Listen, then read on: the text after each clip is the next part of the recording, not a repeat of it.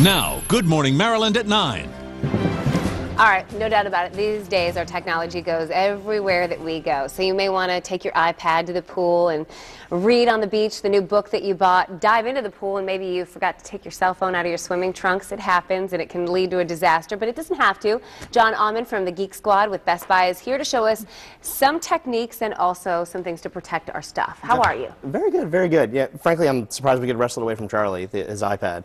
But I know, but he got this case because apparently he learned the hard way. That's what I've heard. You should probably have yes. something more protective. And you know, I tell you, I have a case on my iPhone and any phone I've ever had, and it has saved me more times than I can count. I am incredibly klutzy, but you know, when I drop the phone, the case breaks apart or the case absorbs it, so that absorbs all the energy, so you don't have to worry about damaging it, banging it up, things like that. So you would say, because I think a lot of times it's a tough sell when somebody's going to buy something expensive like a phone, get the case anyway because it's going to save you in the long run. Yeah, you know, things happen. Even if the case costs, you got to put into perspective. You know, you're spending maybe $200 on the phone.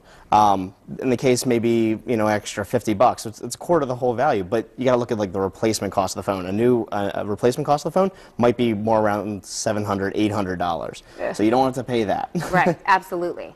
All right, let's talk a little bit about damage, because this is the time of year when people will jump into the pool and not realize that they didn't take their cell phone out of their pocket. Absolutely. You know, like water damage, it can be a big problem with iPods, iPhones, things like that. Okay. So anything kind of water. Wait. I mean, you can't just throw this in a Tupperware and like you're cooking up a recipe. What are you doing here? I wouldn't recommend anybody do that, but you know, it's going to happen to some people. So if it gets exposed to water, the most important thing is to make sure it gets out as quickly as possible. And that's where this comes in, correct? Well, yeah. The first thing you want to do though is you want to go ahead. So why don't you take the iPhone and just dab it down with the cloth. You know, wrap it in the cloth and make sure you get as much of the water off as possible. Don't use a blow dryer. Don't use a blow dryer. Don't use compressed air, you know, because even if you're using compressed air and it's not heated, it's still going to blow that water around and might get into places that it wasn't already. Gotcha. So you just dab it as much as you can. Okay. Then what you're going to do is you want to put it into a Tupperware container full of rice or silica gel. There's little packets that come in like beef jerky and like electronic components. Shoe boxes too, when you buy shoes, they put them in there. Exactly. They'll take the moisture and actually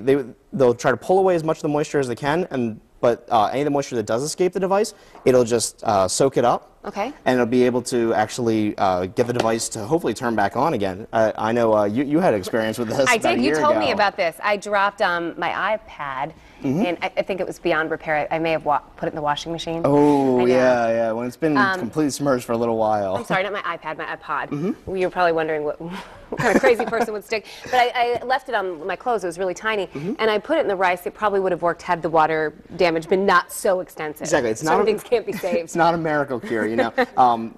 The problem that we see with a lot of the electronics is the circuitry is just so intricate and minute. I mean, you can sort of actually see on the picture there that there's dirt, there's stuff that evaporates and just sticks on there. So even once it's actually dry, there still can be things crammed on the board that will make it not work at all.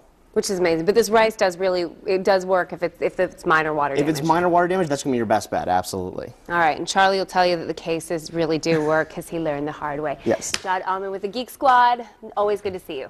Absolutely. Swing by Best Buy and say hi to John. Thanks for coming in. Take care. All right, Charlie.